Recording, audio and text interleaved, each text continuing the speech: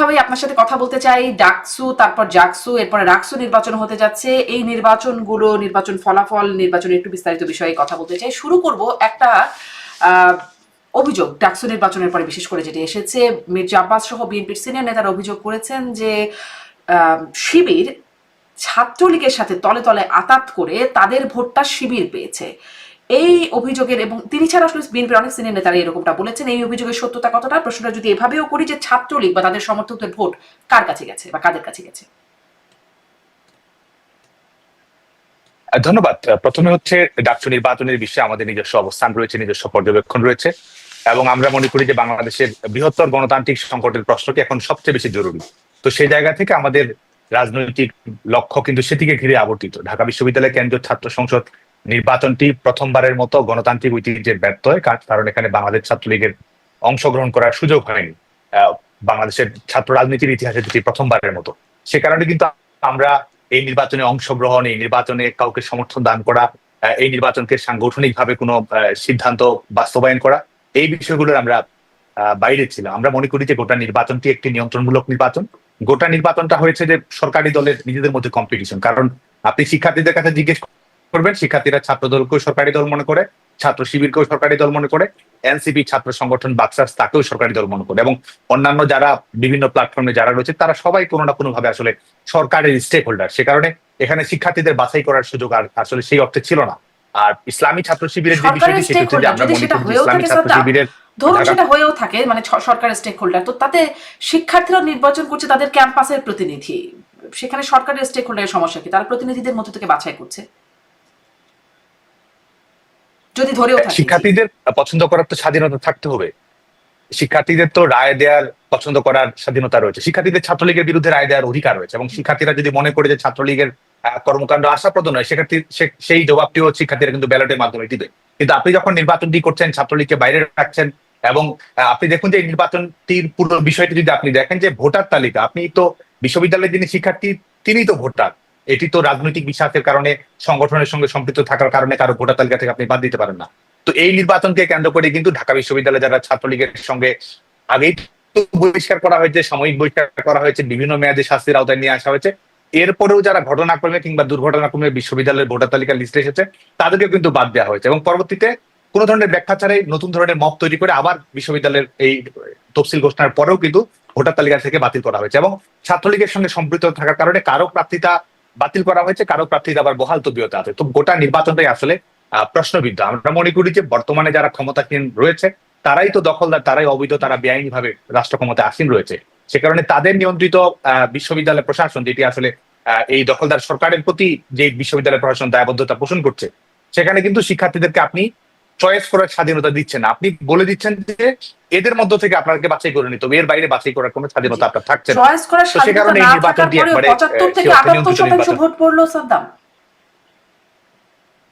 এবং সেটি নিয়ে তো আমাদের ব্যাখ্যা দেওয়ার প্রয়োজন হচ্ছে না। সেটি নিয়ে যারা নির্বাচনে অংশগ্রহণ করছে তারা কি বলছে সেটি নিয়ে তো তারা প্রশ্ন তুলছে। তারা 78% এই ভোট গ্রহণের হার, সেটি নিয়ে কিন্তু ছাত্র দল, সেটি নিয়ে বামপন্থীদের প্যানেল, এমনকি নির্বাচন চলাকালীন সময় ছাত্র শিবিরের বক্তব্য যদি আপনি দেখেন, তারাও কিন্তু নির্বাচন নিয়ে প্রশ্ন তুলছে। পুরো নির্বাচন প্রক্রিয়াটা কি তারা ত্রুটিপূর্ণ বলছে।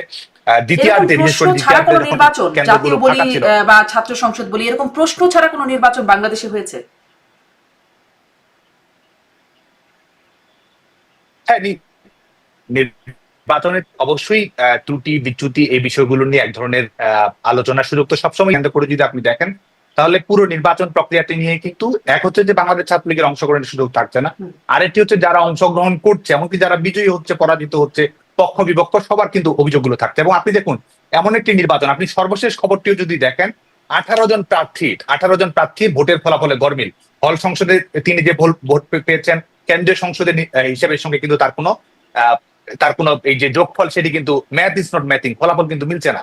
এবং নির্বাচন প্রক্রিয়াকে ঘিরেও যদি আপনি পুরো সময়টি দেখেন যে শিক্ষার্থীরা এসে বলছে, টিএসসির ভোট কেন্দ্রে আপনি দেখবেন যে তার ভোটটি দেওয়া হয়ে গেছে, অলরেডি ভোট দেওয়া হয়ে গেছে এমন একটি নির্বাচনে। আরেকজন শিক্ষার্থী আসছেন, তিনি বলছেন যে তার ভোটটি দেওয়া হয়ে গেছে, তারপরেও তার শিক্ষার্থী পূর্বের ভোটটি বাতিল না করে তার ভোট দেওয়ার ব্যবস্থাটি কিন্তু করেছে। এবং ভোট গণনা কেন্দ্রের ভিতরে প্রবেশ করা, এবং সার্বিকভাবে পরিসরটি যদি আপনি দেখেন তো নির্বাচনটি তো অবশ্যই নানাভাবে প্রশ্নবিদ্ধ। নিশ্চয়ই, কিন্তু এরকম আমি এটাই আসলে প্রশ্ন করছিলাম যে এরকম নানাভাবে প্রশ্নবিদ্ধ, আসলে অনেক অভিযোগ সামনে আসছে, ক্যামেরার সামনে আমরা দেখেছি, কিন্তু এরকম প্রশ্নহীন নির্বাচন বাংলাদেশে মানে ছাত্র সংসদ থেকে একদম যদি বলি জাতীয় নির্বাচন কোথায় হলো, কোনটা?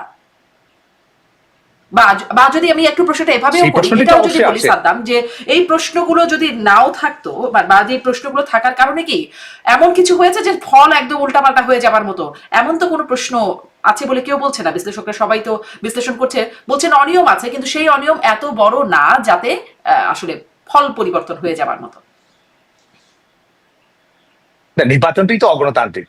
একটি হচ্ছে আইনগত প্রশ্ন তো থাকছে, নির্বাচনটি তো অগণতান্ত্রিক। আপনি নির্বাচন যদি করেন তাকে আপনার প্রার্থী হওয়ার স্বাধীনতা থাকতে হবে, আপনার ভোটার হওয়ার স্বাধীনতা থাকতে হবে, এবং আপনার বাছাই করার স্বাধীনতা থাকতে হবে। আপনি যখন আপনি সরকারকে যারা সমর্থন করে তাদের মধ্য থেকে আপনি যখন ছাত্র সংসদের নির্বাচনটা করেন তাহলে তো সেখানেই তো এটি প্রশ্নবিদ্ধ, সেখানেই তো গণতন্ত্রের প্রশ্নটি আপনার থাকছেন।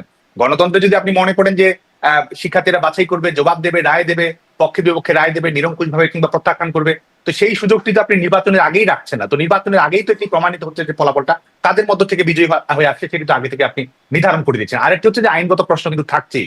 আপনি এই নির্বাচনকে কেন্দ্র করে যদি দেখেন যে আইনগত প্রশ্নটি, আপনি দেখুন যে আপনি বলছেন যে এটি বৈধতা কেউ দিচ্ছে কি দিচ্ছেন না, সে জায়গা থেকে দেখছেন। এই নির্বাচনে বাংলাদেশ ছাত্রলীগের সঙ্গে সম্পৃক্ত থাকার কারণে আপনি কাউকে নির্বাচন করার সুযোগ দিয়েছেন, আবার বাংলাদেশ ছাত্রলীগের সঙ্গে সম্পৃক্ত থাকার কারণে আপনি কারো প্রার্থী বাতিল করে দিয়েছেন। এই নির্বাচন কমিশন তো করেছে, ভোটার তালিকা থেকে আপনি বাদ দিয়েছেন। তো এই এবং আরেকটি বড় বিষয় যেটা আমি যেহেতু বিগত ডাকসু নির্বাচনে আমি নির্বাচিত হয়েছিলাম, ছাত্র প্রতিনিধি নির্বাচিত হয়েছিলাম, দেখুন যে বিশ্ববিদ্যালয় প্রশাসন এতটাই প্রশাসনমূলক সিদ্ধান্ত নিয়েছে। 2019 সালের 26 সেপ্টেম্বর ডাকসু ছাত্র প্রতিনিধিরা বিশ্ববিদ্যালয়ের আইনের অধীনে ঢাকা বিশ্ববিদ্যালয় আইন 1973-এর সমস্ত নিয়ম কানুন অনুসরণ করে ঢাকা বিশ্ববিদ্যালয়ের ধর্মভিত্তিক রাজনীতি নিষিদ্ধ ঘোষণা করা হয়েছিল। বিশ্ববিদ্যালয়ের প্রশাসন কি সেই সিদ্ধান্ত বদলে দিয়েছে?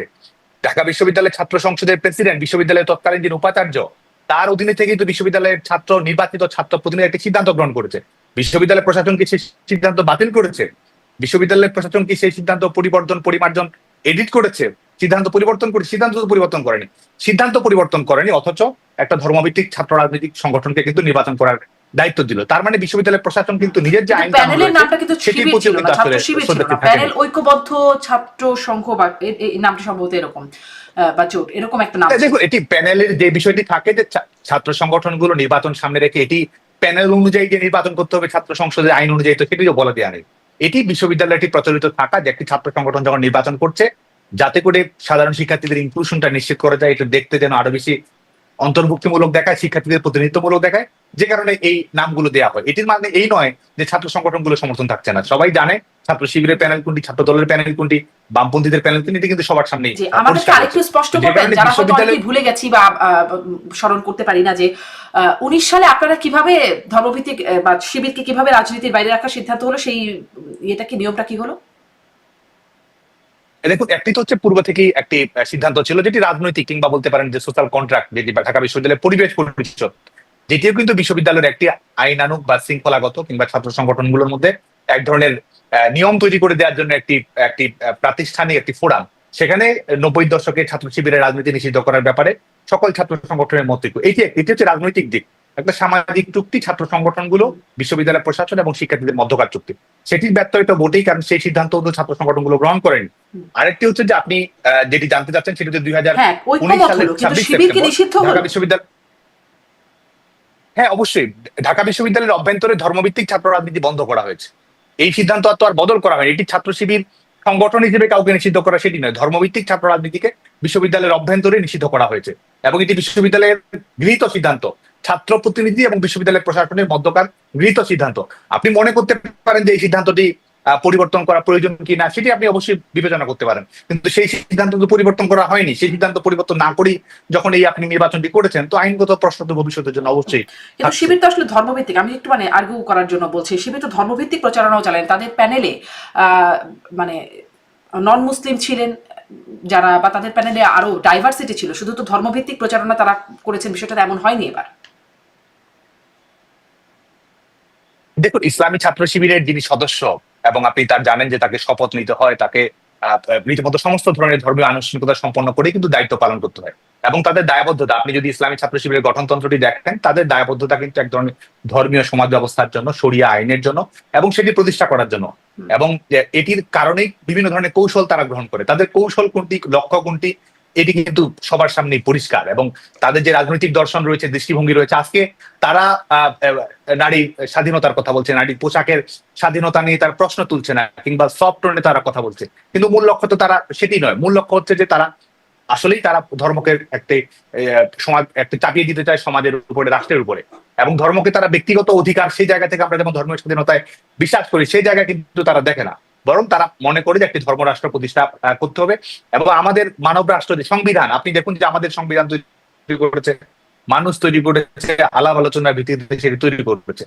এবং সেই গণতান্ত্রিক বিধিবিধান কিন্তু তাদের মূল লক্ষ্য নয়। তারা তো তাদের সুস্পষ্ট ভাবে আবারও সেই প্রশ্ন, গণতান্ত্রিক বিধিবিধান তাদের মূল লক্ষ্য না, কিন্তু গণতন্ত্রের কোন জামায়াতের দলিল, শিবিরের দলিল। জি, আপনি বলছিলেন যে ছাত্রলীগকে মানে প্রার্থী হবার সুযোগ দেয় নাই, মানে ছাত্র, এটা গণতান্ত্রিক না, আপনি এই প্রশ্ন করছিলেন এই নির্বাচন নিয়ে। এবং ছাত্রলীগকে প্রত্যাখ্যানের সুযোগও আসলে থাকার কথা ছাত্রদের, সেটি আপনি বলছিলেন যে তাহলে এটা গণতান্ত্রিক হতো।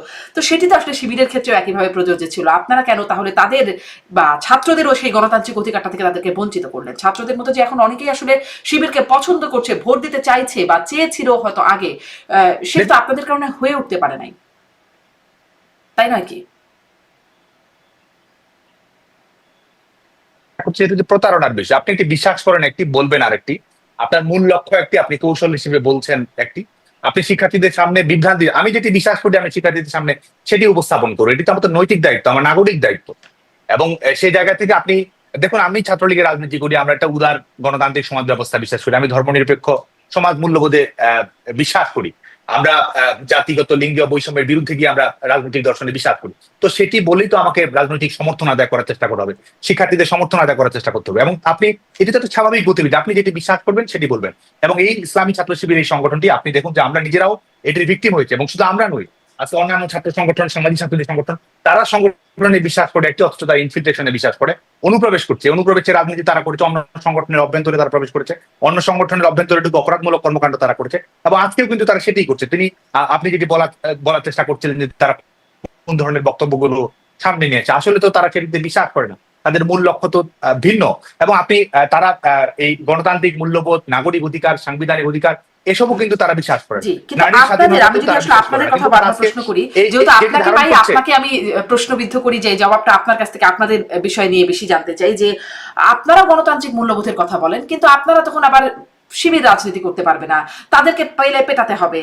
আবার ধরেন মানে তাদের ভোট করা তো দূরের কথা, মিছিলে জোর করে আসতে চাই বা না চাই জোর করে আনা হবে, এই বিষয়গুলো তো গণতান্ত্রিক মূল্যবোধের সাথে যায় না, তাই না? সেগুলো তো ছাত্রলীগের সাথে জড়িয়ে ছিল এই বিষয়গুলো। তাহলে আপনারাও বা মুখে এক বলেন বা কাজে অন্য করেন, তাই নয় কি? আপনারাও তো সেরকমই। না, একটি হচ্ছে যে পলিটিক্যাল স্ট্রাগল তো আমরা চালিয়ে যাই, এবং আমরা সেই লড়াইটি যা ধর্মভিত্তিক সংগঠন হিসেবে, যুদ্ধাপরাধের দায় অভিযুক্ত সংগঠন হিসেবে, স্বাধীনতা বিরোধী সংগঠন হিসেবে রাজনৈতিক সংগ্রামটা আমরা চালিয়ে যাই। কিন্তু ইসলামী ছাত্র শিবির এরপরও ঢাকা বিশ্ববিদ্যালয়ে এখন পর্যন্ত অনুষ্ঠিত সকল ছাত্র সংসদ নির্বাচনে ইসলামী ছাত্র শিবিরও কিন্তু অংশগ্রহণ করেছে, তারাও প্যানেল দিয়েছে, তারাও প্রার্থী দিয়েছে, তারাও প্রচারণা চালিয়েছে। তো আমরা যেটি বলছি যে তাদের প্রতারণাগুলো তুলে ধরছে, কিন্তু এর পূর্বে অনুষ্ঠিত ছাত্র সংসদ নির্বাচন গুলোতেও কিন্তু তারা সক্রিয়ভাবে অংশগ্রহণ করেছে। এবং বাংলাদেশ ছাত্রলীগ তার আদর্শিক অঙ্গীকারের জোরে, শিক্ষার্থীদের শক্তির উপর ভর করে, সাংগঠনিক জনপ্রিয়তার উপর ভর করেই কিন্তু আমরা নির্বাচনগুলোতে তাদেরকে পরাজিত করতে পেরেছি। এবং আমরা আত্মবিশ্বাসের সঙ্গে বলছি যে বাংলাদেশ ছাত্রলীগ এই প্রতিকূল পরিস্থিতিতে, এই ঝঞ্ঝামুখর সময়ে, এই দমন পীড়নের সময় বাংলাদেশ ছাত্রলীগ যদি নির্বাচনে অংশগ্রহণ করার সুযোগ পেল, সংখ্যাগরিষ্ঠ পদে বাংলাদেশ ছাত্রলীগের কর্মীরাই বিজয়ী হতো। এবং আমরা সংখ্যাগরিষ্ঠতা রাজনীতি, বিজয়ের রাজনীতি, গণতান্ত্রিক রায়ের মাধ্যমে তাদেরকে পরাজিত করতে পারতাম বলে আমরা দৃঢ়ভাবে বিশ্বাস করেন। সাদ্দাম, আপনি বলছিলেন যে আপনাদের কোনো নির্দেশনা ছিল না, যেহেতু আপনারা এটাতে অংশগ্রহণ করতে পারছেন না বা গণতান্ত্রিক হচ্ছে না, ছাত্রলীগের প্রতি বা সমর্থকদের প্রতি কোনো নির্দেশনা ছিল না, ছাত্রলীগকে অংশগ্রহণ করতে দেয়া হলো না, তারপরেও 75 থেকে 78% ভোট পড়লো এই নির্বাচনে। মানে আমি এই প্রশ্নটা করছিলাম এই কারণেই যে তাহলে ছাত্রলীগ কি ইররেলিভেন্ট, মানে ছাত্রলীগ নাই কোথাও, তারপরেও এত সংখ্যক ভোট পড়লো। এবং এটা বলা হচ্ছে যে স্মরণকালের 72 থেকে দেখছিলাম একটা বিশ্লেষণ, এমনকি আপনারা যে নির্বাচন করেছেন ডাকসু, তার চেয়ে বেশি ভোট আসলে এই নির্বাচনে পড়েছে, যেখানে ছাত্রলীগ নাই। তাহলে কি ছাত্রলীগ অপ্রাসঙ্গিক হয়ে যাচ্ছে? না, একটি হচ্ছে আপনি যে বললেন এর আগে বিএনপির একজন রাজনৈতিক নেতা তার প্রসঙ্গ ধরে যদি বলেন, আপনি যদি দেখেন যে আমি ভোটের পরিসংখ্যান ধরেই যদি তার কথার ব্যাখ্যা করি বা যুক্তি তুলে ধরি, আপনি দেখবেন যে জগন্নাথ হল, যেটি আমাদের বাংলাদেশ ছাত্রলীগের রাজনৈতিক অঙ্গীকারের জন্য একটি শক্তিশালী আমরা একটা হলই বলবো, একটা শক্তিশালী সংগঠন ইউনিট। সেখান থেকে আপনি তাদের যে প্রহসনের নির্বাচন, তাদের যে নিয়ন্ত্রণমূলক নির্বাচন, তাদের যে পূর্ব নির্ধারিত ফলাফলের নির্বাচন, সেখানেও কিন্তু ছাত্রদলের ভিপি প্রার্থী সবচেয়ে বেশি ভোট পেয়েছেন। সেখানে জিএস পদে ছাত্র ইউনিয়নের বেশি সংখ্যক ভোট পেয়েছেন জিএস পদপ্রার্থী। তো বাংলাদেশ ছাত্রলীগ যদি প্রভাব বিস্তার করার চেষ্টা করতো, বাংলাদেশ ছাত্রলীগ যদি ভোটের ফলাফলটিকে প্রভাবিত করার চেষ্টা করতে চাইতো, তাহলে তো বাংলাদেশ ছাত্র এই জগন্নাথ হলই তার সবচেয়ে বড় প্রমাণ যে বাংলাদেশ ছাত্রলীগ এই নির্বাচনে সাংগঠনিক ভাবে কোনো ধরনের সংশ্লেষণ, কোনো ধরনের সম্পৃক্ততা রাখতে চায়নি এই নির্বাচনকে ঘিরে।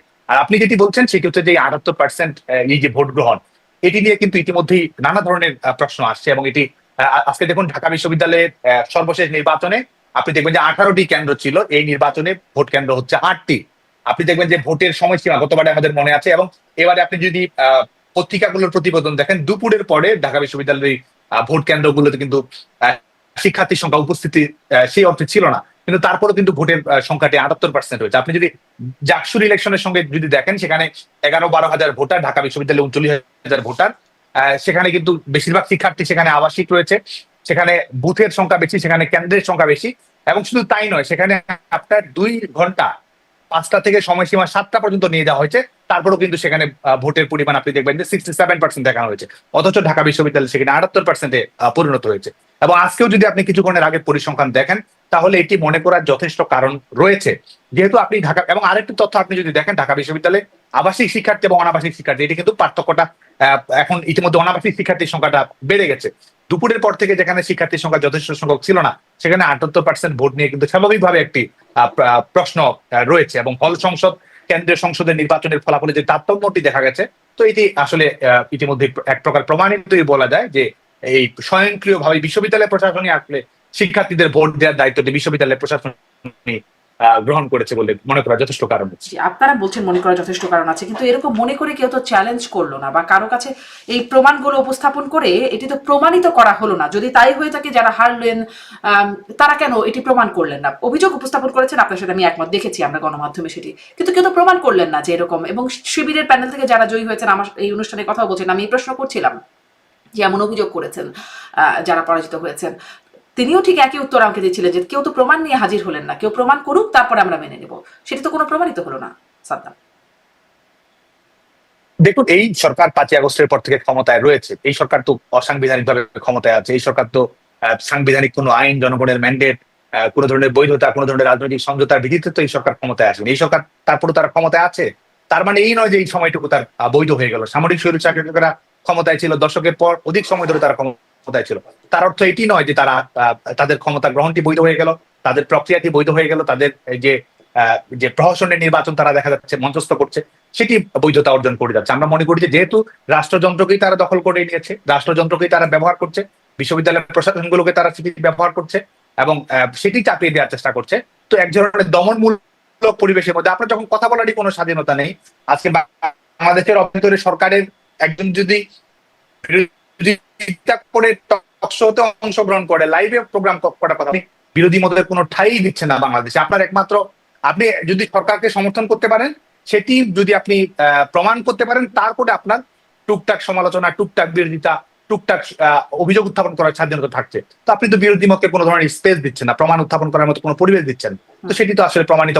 তারা আজকে সমস্ত কিছু দখলে রেখে, সমস্ত কিছু কবজায় রেখে এবং দমন পীড়নের স্টিম রোলার চালিয়ে আবার তারাই বলবে যে প্রমাণের দায়িত্বভার অন্যদেরকে গ্রহণ করতে হবে, তাহলে আসলে আমি মনে করি সেটি সুবিবেচনা করার কোনো বিষয় নয়। জি, এই যে প্রহসন করে ক্ষমতা দখল করে রাখার কথা বলছেন, এই ঠিক আমি মনে হচ্ছিল যে এই কথাগুলো একই রকম ভাবে আগে শুনতাম যখন আওয়ামী লীগ ক্ষমতায় ছিল, এবং তখন বলা হতো প্রহসনের নির্বাচন করে আওয়ামী লীগ ক্ষমতা দখল করে রেখেছে, একবার না দুইবার না, মানে একাধিকবার এভাবে চলে যাচ্ছিল, এবং সামনে আরো কতদিন থাকতো সেটিরও কোনো ইয়াত্তা ছিল না। এই একই রকম অভিযোগগুলো কিন্তু যখন আওয়ামী লীগ ক্ষমতায় ছিল, ঠিক একই কথা আপনিও নিশ্চয়ই শুনেছেন সাদ্দাম। না, দেখুন, সুস্পষ্ট ভাবে পার্থক্য রয়েছে। কারণ আপনি গণতান্ত্রিক পথ পরিক্রমায় ত্রুটি বিচ্যুতি নেই সেটা আমি বলবো না। সরকারের হোক, রাজনৈতিক দলের হোক, আমাদের হোক, ছাত্র সংগঠন হিসেবে হোক, অবশ্যই সীমাবদ্ধতা আছে, অবশ্যই ত্রুটি বিচ্যুতি আছে, অবশ্যই পারফরমেন্স নিয়ে আসার জায়গা রয়েছে, অর্জনের জায়গা রয়েছে, আবার মানুষের কষ্টেরও হয়তো জায়গা থাকতে পারে। কিন্তু আপনি দেখুন যে আপনি যদি পার্থক্যটা করেন অন্যান্য সময়ের সঙ্গে, নির্বাচনটি উন্মুক্ত ছিল কিনা, নির্বাচনের সুযোগটি সবার জন্য উন্মুক্ত ছিল কিনা, সব সময় ছিল। সেটি বিএনপি নির্বাচনে কখনো অংশগ্রহণ করেছে, কখনো করেনি, এটি রাজনৈতিক সিদ্ধান্তের বিষয়। আজকে কিন্তু আওয়ামী লীগকে নিষিদ্ধ করা হয়েছে। আপনি কিন্তু আওয়ামী লীগকে নির্বাচনের আগে আপনার নির্বাচনে অংশগ্রহণ করার সুযোগটি আপনি বন্ধ রেখেছেন। ঠিক এই মুহূর্তে কারাবন্দী সংসদ সদস্যের সংখ্যা শতাধিক। আপনি যদি দেখেন বাংলাদেশের এমনকি আইন করে বলে দেওয়া হয়েছে, আপনি দেখুন যে আপনি নিজেই সংবাদ মাধ্যমের সঙ্গে সম্পৃক্ত আছেন, আপনার নিজের সংবাদ মাধ্যমেই আমাদের আওয়ামী লীগ হোক, অন্যান্য রাজনৈতিক দল হোক, কত মানুষ এসে কত কথা বলে গেছে। আজকে বাংলাদেশে এতগুলো সংবাদ মাধ্যম, আজকে বাংলাদেশের একটা সংবাদ মাধ্যমে একজন আওয়ামী লীগ নেতা আপনি বলতে পারবেন যে 5ই আগস্টের পরে কথা বলতে পেরেছে? অথচ আপনার কর্মসূচিতে, আপনার প্রোগ্রামে কতজন এসেছে? আজকে আপনি আইন করে বলে দিয়েছেন সন্ত্রাস বিরোধী আইন অনুযায়ী, এমন কিছু তো আমরা নই, আমরা যারা রাজনৈতিক কর্মী, আপনি যদি আওয়ামী লীগের পক্ষে যায় কিংবা এই আওয়ামী লীগের পক্ষে কোনোভাবে যে আপনি যদি সংবাদ করেন, আপনি যদি লেখেন সন্ত্রাস বিরোধী আইন অনুযায়ী, আপনিও কিন্তু একজন সন্ত্রাসী। আপনার নামও কিন্তু যাত্রাবাড়ি থানায় মামলাটা হওয়ার সুযোগটা কিন্তু থাকছে। এবং যারা টুকটাক এর মধ্যে 2-3 জন কথা বলছে, কথা বলার পরের দিন কিন্তু কারাবন্দী হতে হচ্ছে।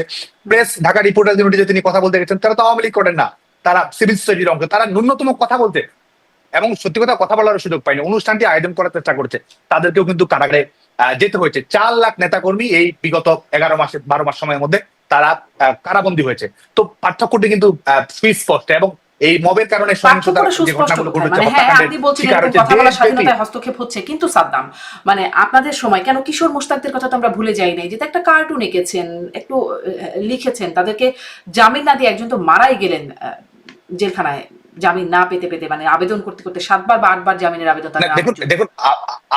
দেখুন জি, আমি যে উদাহরণগুলো তুলে ধরলাম এটি কিন্তু পার্থক্যগুলো তুলে ধরার জন্যই, যে বর্তমানে এটি ছিল এবং 2008 থেকে 2024 সালের বাস্তবতা এটি ছিল, 2024 সালের 5ই আগস্ট পরবর্তী বাস্তবতা এই সুযোগগুলো নেই। এর বাইরে ব্যত্যয় ঘটেনি, আইনের অপপ্রয়োগ ঘটেনি, রাজনৈতিকভাবে অনেক সময় আমরা সঠিক সিদ্ধান্ত প্রয়োগ করতে পারেনি, সেটি কিন্তু আমি বলিনি, অবশ্যই সেটি ঘটেছে, সেই জায়গায় সেই সীমাবদ্ধতা অবশ্যই রয়েছে। কিন্তু যদি আপনি দেখেন যে বর্তমান সার্বিকভাবেই রাষ্ট্র ব্যবস্থা একটা ফ্যাসিস্ট রাষ্ট্র ব্যবস্থায় পরিণত হয়েছে, এক ধরনের ফ্যাসিবাদী বন্দোবস্ত তারা গ্রহণ করেছে, যেখানে আপনার এই কোনো কিছু করার স্বাধীনতা আপনার থাকছে না। আজকে এই পার্থক্যটির কারণেই আমরা মনে করি যে বাংলাদেশের গণতান্ত্রিক পথ চলা, যেটি আমরা এই অনেক সংকট, অনেক সীমাবদ্ধতা, অনেক চ্যালেঞ্জ কিংবা ত্রুটি বিচ্যুতি নিয়েও যে গণতান্ত্রিক পথ আমরা পাড়ি দিচ্ছিলাম, আজকে সে বাংলাদেশের গণতন্ত্রকেই সম্পূর্ণভাবে কুক্ষিগত করা হয়েছে। আপনি বলছেন যে ফ্যাসিবাদী রাষ্ট্র ব্যবস্থা একরকম কায়েম করছে বাংলাদেশে, এমন হয় আওয়ামী লীগ ছাড়া আর বাকি সব দল মানে আওয়ামী লীগকে ফ্যাসিবাদী রাষ্ট্র ব্যবস্থা কায়েম করার জন্য অভিযুক্ত করছে। আমি একটু আবারও ডাকসু নির্বাচনের প্রসঙ্গে আসি এবং জাকসু তারপরে রাকসু নির্বাচন হবে সেদিকটা একটু কথা বলি। যে শিবিরের আপনাদের মানে ছাত্রলীগের মধ্যে গুপ্ত থাকার যে অভিযোগটা, সেটি এখন আবার খুব জোরে সোরে উচ্চারিত হচ্ছে। আমরা এমনকি এখন যিনি ভিপি নির্বাচিত হয়েছেন সাদেক কায়েম, তিনি ছাত্রলীগের মিছিলে গেছেন, তিনি শেখ হাসিনার নামে স্লোগান দিয়েছেন, এই বিষয়গুলো নিয়ে প্রশ্নবিদ্ধ হচ্ছে। আপনি তাকে কিভাবে চিনতেন? ছাত্রলীগের সাথে তার সম্পৃক্ততা কেমন ছিল? এটাই তো বলে যে দেখুন, ছাত্রলীগের অভ্যন্তর অনুপ্রবেশ করেছে। ছাত্রলীগ করার কারণে আপনি দেখুন সাদেক কায়েমের প্রার্থিতা নিয়ে কি প্রশ্ন এসেছে? সাদিক কায়েমের তো ছাত্রলীগের মিছিলে অংশগ্রহণ করার, স্লোগানে অংশ নেওয়ার ভিডিও, অডিও সবকিছু রয়েছে, তার প্রার্থিতা কি বাতিল হয়েছে? অথচ আরেকজনের প্রার্থিতা কিন্তু ঠিকই বাতিল হয়েছে। যিনি নির্বাচিত হয়েছেন, প্রহসনের নির্বাচন হোক, নিয়ন্ত্রণের নির্বাচন হোক, তাদের যে নৈতিকতার মানদণ্ড, তারা যে নিয়ম কানুন প্রার্থিতা কি বাতিল হয়েছে? আপনি আমাকে একটু বলে দেন কার প্রার্থিতা বাতিল হয়েছে? আপনি যেটি নিয়ে রিড করা হয়েছে, জুলিয়াস সিজারের প্রার্থিতা বাতিল করা হয়েছে। একই ইলেকশনে ভিপি পদে একজনের প্রার্থিতা বাতিল করা হয়েছে, আরেকজনকে ভিপি হিসেবে ঘোষণা করা হয়েছে। এস.এম. ফরহাদ ছাত্রলীগে পদবি গ্রহণ করেছে, এটা তো বাস্তবতা। সেই তার কি প্রার্থিতা বাতিল করা হয়েছে, অথচ আরেকজনের প্রার্থিতা বাতিল করা হয়েছে। ভবিষ্যতে এটি নিয়ে যখন আইনগত প্রশ্নটি তুলবে, তখন সেই আইনগত প্রশ্নের বিশ্ববিদ্যালয় প্রশাসন কি জবাব দিতে পারবে? তো এটি তো তাদের যে নিয়ন্ত্রণমূলক নির্বাচন, তাদের স্ক্রিপ্টেড নির্বাচন, সেখানে কিন্তু তাদের মধ্যেই যে মতদ্বৈততা রয়েছে, যে দ্বিচারিতা রয়েছে, যে ধরনের ত্রুটিপূর্ণ যুক্তি তারা দিচ্ছে, তাদের যুক্তিতেই কিন্তু তারা আসলে ধরা পড়ছে। আরেকটি যদি আপনি এটা বলবেন যে তারা আসলে ছাত্রলীগে কিভাবে, আপনি দেখেন, আপনি যেটি বলছিলেন, জি আমার প্রশ্নটা হচ্ছে এটা যে তারা আসলে ছাত্রলীগে কিভাবে এতদিন গুপ্ত থাকলো, মানে শিবিরের নেতাকর্মীরা কিভাবে সবাই ছাত্রলীগে, বা এখন যাদেরকে দেখা যায় আন্দোলন সবাই ছাত্রলীগে গুপ্ত থাকার বিষয়টা, এটি কেন থাকলো বা কিভাবে থাকলো? আপনারা মানে জোর করে ভেরাতেন বলে সবাইকে ভিড়তে হয়েছে, বিষয়টা এমন? আসলে তারা কিন্তু তেমনই বলছেন যে জোর করে আপনারা মিছিলে নিতেন, আপনারা সিট তার মানে সিট থেকে তাদেরকে বঞ্চিত করতেন, যেটা ন্যায্য তাদের পাবার কথা, সেখান থেকে যদি ছাত্রলীগ না করতো বা ছাত্রলীগের মিছিলে না যেত। এই কারণেই কি আসলে এত গুপ্ত শিবির বা গুপ্ত অন্যান্য দলের অনুপ্রবেশ? আমি শুরুতেই যে বিষয়টি বলেছি যে কেউ যদি কোনো রাজনৈতিক সংগঠন করে, তার যদি নৈতিক দুর্বলতা না থাকে, তার যদি আদর্শিক অঙ্গীকারটি দৃঢ় থাকে, সে তার সংগঠন নিয়ে রাজনীতি করবে। কেউ যদি অন্যায়ও করে, এমনকি আমরা যদি অন্যায় করে থাকি, আমাদের বিরুদ্ধে রুখে দাঁড়াবে, প্রতিরোধ গড়ে তুলবে, এটাই কিন্তু স্বাভাবিক নিয়ম। অথচ কিন্তু আপনি যাদেরকে বলছেন যে অনুপ্রবেশের ঘটনাগুলো তারা করেছে, ইনফিল্ট্রেশন করেছে, এটির মাধ্যমে কিন্তু আপনি সামাজিক চুক্তি ভঙ্গ করছেন। আপনার যে ব্যক্তিগত নৈতিক দায়বদ্ধতা রয়েছে, সেই নৈতিক দায়বদ্ধতা আপনি ভঙ্গ করছেন। এবং তৃতীয় আরেকটি বিষয়, শিবিরের গঠনতন্ত্র অনুযায়ী আপনি দেখুন তাদের মুনাফিকি কর্মকাণ্ডগুলো, শিবিরের গঠনতন্ত্র অনুযায়ী সুস্পষ্ট করে বলে দেওয়া আছে যে আপনি শিবিরের রাজনৈতিক দৃষ্টিভঙ্গি তাদের ধর্মীয় বিশ্বাসের সঙ্গে সম্পৃক্ত নয় এমন কোন রাজনৈতিক সামাজিক সংগঠনে আপনি যোগ দিতে পারবেন না। অথচ তারা বাংলাদেশ ছাত্রলীগ অবশ্যই ছাত্র শিবিরের যে দৃষ্টিভঙ্গি তার সম্পূর্ণ বিপরীত দৃষ্টিভঙ্গি রাজনীতিতে বিশ্বাস করে, অথচ তারা কিন্তু তাদের যে দেয়া কথা সেটি লঙ্ঘন ঘটিয়ে কিন্তু তারা এই বাংলাদেশ ছাত্রলীগ সহ এবং জাতীয়তাবাদী ছাত্রদলেও আমি বিশ্বাস করি বামপন্থী সংগঠন, সামাজিক সাংস্কৃতিক সংগঠনগুলোতে তারা যোগ দিয়েছে। তার মানে তাদের নৈতিক ভিত্তিটি দুর্বল, তার মানে তারা প্রতারণের আশ্রয় গ্রহণ করছে, তার মানে তারা ছদ্মবেশটা ধারণ করছে। এবং আমরা তো স্বীকার করছি, আমরা তো এটি অবলীলায় স্বীকার করছি যে অনুপ্রবেশের ঘটনা ঘটেছে। এবং অনুপ্রবেশের ঘটনা ঘটিয়ে আপনি দেখুন যে অপরাধমূলক কর্মকাণ্ডগুলো তারা কিভাবে ঘটে। যেমনকি 15 জুলাই ঢাকা বিশ্ববিদ্যালয়ের নারীদের উপর নিপীড়নের ঘটনার সঙ্গে ছাত্র শিবিরের কর্মীরা কিভাবে সম্পৃক্ত ছিল। যে গেস্ট রুম নির্যাতন, গণরুম নিপীড়নের ঘটনার কথা বলা হয়, আজকে তারাই কিন্তু বলেছে, নির্বাচনকে কেন্দ্র করে আপনি নিজেও সম্ভবত দেখেছেন যে তারা সুস্পষ্ট প্রমাণ সয়ে বলেছে যে ছাত্র শিবিরের কর্মীরা ছাত্রলীগের অভ্যন্তরে প্রবেশ করে কিভাবে অপরাধমূলক কর্মকাণ্ডগুলো ঘটিয়েছে। আপনারা কিছু করলেন না কেন? ছাত্রলীগের অভ্যন্তরে প্রবেশ করে তারা এগুলো করতে পারলো, আপনারা কেন চুপচাপ? কি ব্যবস্থা নিয়েছিলেন? দেখুন, এই দায়িত্ব আমরা স্বীকার করছি। এই জায়গায় অবশ্যই আমাদের সাংগঠনিক দুর্বলতা ছিল, এই জায়গায় অবশ্যই আমাদের ত্রুটি বিচ্যুতি অবশ্যই হয়েছে। এবং শুধু আমাদের নয়, আমরা তো মনে করি যে ছাত্র শিবিরের এই যে রাজনৈতিক এই যে কৌশল দৃষ্টিভঙ্গি, সেটি হচ্ছে যে তারা ইনফিল্ট্রেশন করা, অন্য সংগঠনে অনুপ্রবেশ করা, শুধুমাত্র ছাত্রলীগ নয়, বামপন্থী সংগঠন, ছাত্রদল, সামাজিক সাংস্কৃতিক সংগঠনগুলোর অভ্যন্তরে অনুপ্রবেশ করে অন্তর্ঘাতমূলক কর্মকাণ্ড করা, অন্য সংগঠনগুলোকে শিক্ষার্থীদের কাছে অজনপ্রিয় করে তোলা, আক্রমণাত্মক ভূমিকা অবতীর্ণ হওয়া এবং সেটির মাধ্যমে দায়ভার সেই সংগঠনের উপর চাপিয়ে দেওয়া। এটি প্রমাণ করে যে তারা যে ধরনের প্রতারণাপূর্ণ, সততাপূর্ণ এবং যে ধর্মীয় জায়গা থেকে যে নৈতিকতার জায়গা আছে, সেই নৈতিকতার বালাই না করে কিন্তু তারা রাজনীতিটা করে গেছে। এবং সেটি আপনারা তাদের নৈতিকতা নিয়ে প্রশ্ন করছেন, আপনাদের নৈতিক অবস্থান কি ছিল? কিভাবে এই অনুপ্রবেশগুলো করলো? আপনাদের কি কোনো যাচাই বাছাই প্রক্রিয়া ছিল না? সেটা তো বাদ দিলাম, আসলে যে অনুপ্রবেশ কিভাবে হলো সেই ব্যাখ্যা যখন জানতে চাই, জানা যায় যে যেটি আমি বলছিলাম যে সিট পাবে না তারা যদি ছাত্রলীগের মিছিলে না যায়, তাদেরকে মারধর খেতে হবে, তারা বঞ্চনার শিকার হবে। এই যে বিষয়গুলো তারা করবেটা কি আসলে? একদম গ্রাম থেকে আসা ছাত্ররা যদি এভাবে বাধ্য করেন, আপনারা অনুপ্রবেশ না করে কি করবে? দেখুন, সিটের বিষয়টি তো বিশ্ববিদ্যালয় প্রশাসনের বিষয়, এটি একটি। আরেকটি দিক হচ্ছে যাদেরকে আপনি কথা বলছেন, এমনকি যারা এই এবারে নির্বাচনে অংশগ্রহণ করেছে, ছাত্র শিবিরের নেতৃত্ব অপরাপর সবাই কিন্তু বিশ্ববিদ্যালয়ের নির্বিঘ্নে হলে থেকেছে। আপনি যদি এনসিপির যারা ছাত্র নেতৃবৃন্দ দেখেন, এনসিপি থেকে যারা জাতীয় তাদের মূল সংগঠন গড়ে উঠেছে, তারা সবাই হলে ছিল, তারা সবাই স্বাভাবিক শিক্ষা কার্যক্রম পরিচালনা করেছে, এমনকি বিশ্ববিদ্যালয়ের অভ্যন্তরে তারা রাজনৈতিক কর্মকাণ্ড পরিচালনা করেছে। আপনি আমাদেরকে বলছেন অগণতান্ত্রিক, আপনি আমাদেরকে বলছেন যে আমরা অন্যদেরকে সুযোগ দেইনি। আমি বাংলাদেশ ছাত্রলীগের সভাপতি হিসেবে রাজনৈতিক কর্মকাণ্ড পরিচালনা করেছি। আজকে যারা উপদেষ্টা পরিষদে আছে তারাও তো ঢাকা বিশ্ববিদ্যালয় ক্যাম্পাসে আমাদের বিরুদ্ধেই কর্মসূচি দিয়েছে, আওয়ামী লীগ সরকারের বিরুদ্ধে কর্মসূচি দিয়েছে, অবস্থান কর্মসূচি দিয়েছে। বাংলাদেশ ছাত্রলীগের তো সেই সুযোগ নেই। কারো একাডেমিক জীবন কি ক্ষতিগ্রস্ত হয়েছে? আমি ওপেন চ্যালেঞ্জ দিয়ে বলতে পারি, আজকে যিনি ভিপি নির্বাচিত হয়েছেন, জিএস নির্বাচিত হয়েছেন, অন্যান্য দলের হয়ে ভিপি পদে নির্বাচিত করেছেন, কারো একাডেমিক জীবন ক্ষতিগ্রস্ত হয়েছে? কারো সার্টিফিকেট বাতিল হয়েছে? কারো একদিনের জন্য বিশ্ববিদ্যালয়ের স্বাভাবিক শিক্ষা কার্যক্রম থেকে তার অধিকার কেড়ে নেওয়া হয়েছে? না, অনেকেই অনুপ্রবেশ করেছেন, অনেকে অনুপ্রবেশ করেননি, অনেকেই তো অন্যান্য সংগঠন করেছেন, গণতান্ত্রিক ছাত্র শক্তি করেছেন, জাতীয়তাবাদী ছাত্রদল করেছেন, বামপন্থী সংগঠনগুলো করেছেন। আপনি যার নামে বলুন না কেন, ঢাকা বিশ্ববিদ্যালয়ে কারো একাডেমিক জীবন, কারো রাজনৈতিক জীবন, কারো সামাজিক জীবন ক্ষতিগ্রস্ত হয়নি।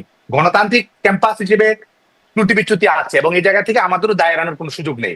অবশ্যই আমাদের দায় রয়েছে, সেটা আমি নির্বিঘ্নে স্বীকার করছি। কিন্তু আপনি যদি পার্থক্যটা দেখেন, আজকের বাস্তবতা, আজকে ঢাকা বিশ্ববিদ্যালয়ে 2019 সালে নির্বাচন অনুষ্ঠিত হয়েছে, কার প্রার্থীতা করার সুযোগ ছিল না, কে নির্বাচনে অংশগ্রহণ করার সুযোগ পায়নি, কে ক্যাম্পেইন করেনি, কার ভোটার তালিকা থেকে নাম বাদ গেছে, প্রত্যেকটি ক্ষেত্রে সবার জন্য সেটা উন্মুক্ত ছিল। অথচ আজকে 2025 সালের ঘটনা তো ঘটেছে সম্পূর্ণ উল্টো।